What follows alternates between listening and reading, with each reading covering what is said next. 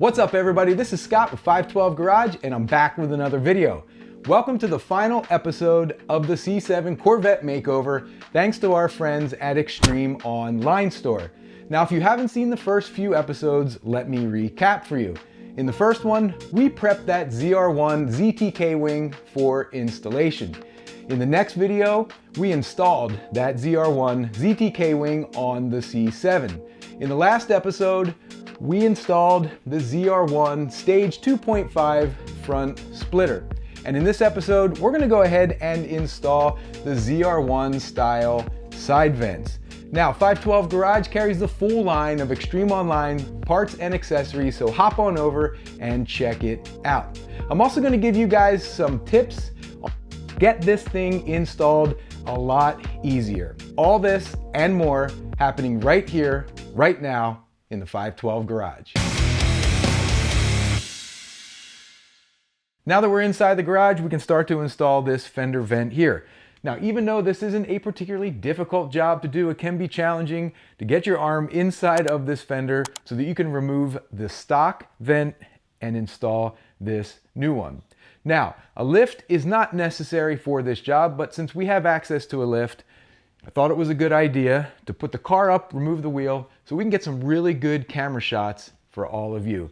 Now, if you don't have access to a lift, you can do this with the car on the ground, but I would recommend turning the front wheel so that you can gain access to the inside of the fender. Now you can see I already got started removing this fender extension here so that we can remove the 3 T10 Torx head screws and start working that old one out of the car. So the first step in installing that fender vent is to remove either the rock guard or the factory trim panel you have on your car. And they all get removed basically the same way. There's one 7mm screw underneath, and then these clips here pop right out from the fender. Now sometimes you need to give it a firm whack in order to get it out of the car, but they all do get removed the same way. Now you notice here I have the full length fender extension that goes all the way around the wheel well. And so I can't fully remove this, but I do need to get it out of the way so I can gain access to those screws. Now, if you have a standard rock guard, just like this one here, or the factory trim panel, again, all you'll need to do is remove that 7mm screw from under the car and then pop it out. Now, since I can't fully remove my rock guard, I am going to use some blue painter's tape so that I can make sure I don't scratch the fender of this car. Even though I have the whole front half of this car expelled, I still don't want to risk scratching any of the paint as I'm moving my arm inside of that fender. Now we can gain access to the 3 T10 screws that hold the inner fender liner into place. So I'm going to carefully pull back the fender liner, and I'm going to sneak my 8mm wrench back behind here, and we'll start with the middle one. Now I can feel it with my finger.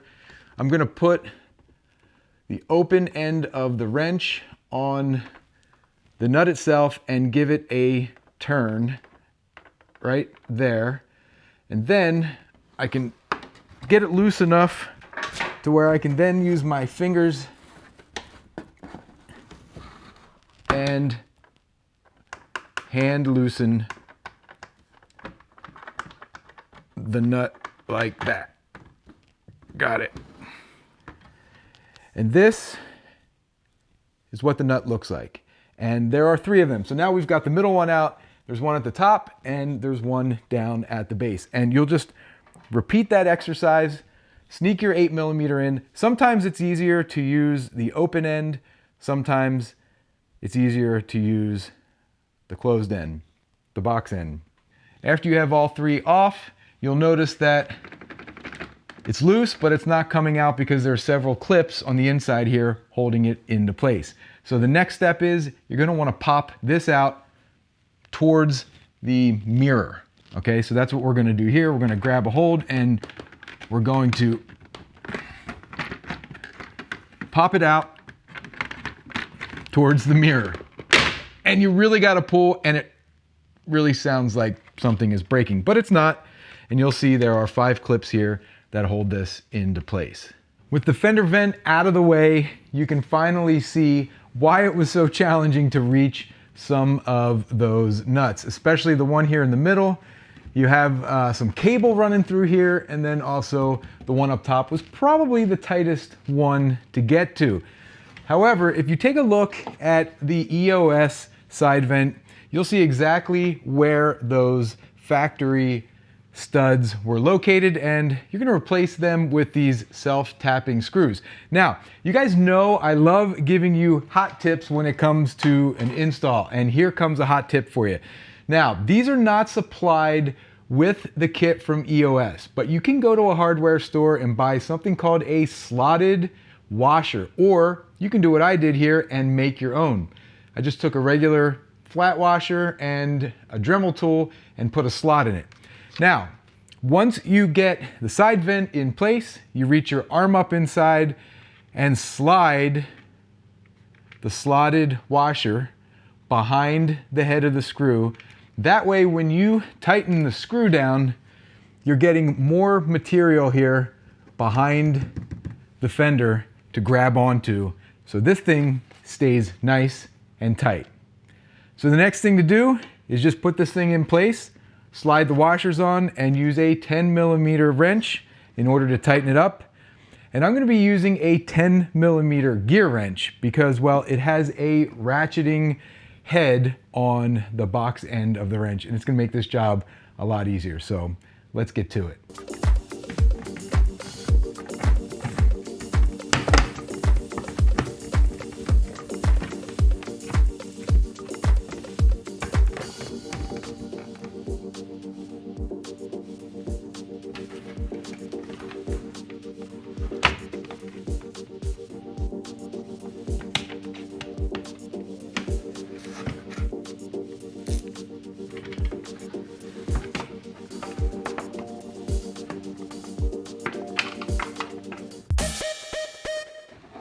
All right, well, we're finished tightening up all three of those screws, and as you can see, this thing is in place.